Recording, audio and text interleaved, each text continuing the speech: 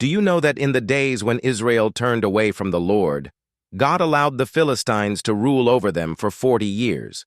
Israel lived under oppression and cried out for deliverance. In the town of Zorah lived a man named Manoah and his wife who could not have children. One day, the angel of the Lord appeared to her and said, "A child will be born to you. He will be set apart for God from the womb. No razor shall touch his head, and he will begin to deliver Israel from the Philistines." In time, the promise was fulfilled. A son was born. They named him Samson. And as he grew, the Spirit of the Lord began to stir within him. One day, as Samson traveled alone, a young lion came roaring toward him. But the Spirit of the Lord rushed upon Samson, and with his bare hands he tore the lion apart. Later, Samson went among the Philistines and held a wedding feast. There he spoke a riddle. Out of the eater came something to eat. Out of the strong came something sweet. But betrayal followed. His own wife was threatened, and Samson's secret was revealed. Anger burned within him.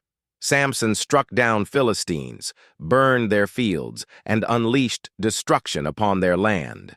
And when the Philistines came against him again, the ropes fell from his arms. He took the jawbone of a donkey and struck down 1,000 men. When his strength was spent, Samson cried out to God. And the Lord answered him with water from the earth, restoring his life. But his greatest weakness was not the Philistines. It was desire. Samson fell in love with a woman named Delilah. The Philistine rulers promised her silver to discover the source of his strength. Again and again she asked him. Again and again he resisted, until at last his spirit was worn down. Samson revealed his secret.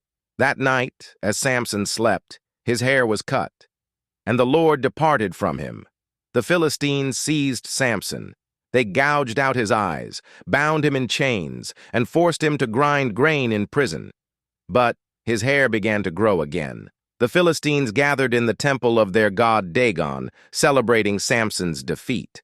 Samson felt the pillars beneath his hands and prayed, "O Lord God, remember me. Strengthen me just once more." With his final strength, Samson pushed. The pillars fell. The temple collapsed. Samson died. And in his death, he destroyed more enemies than in his life. Samson was buried by his family in his homeland. And through him, God showed that deliverance comes not from human power, but from the Lord alone.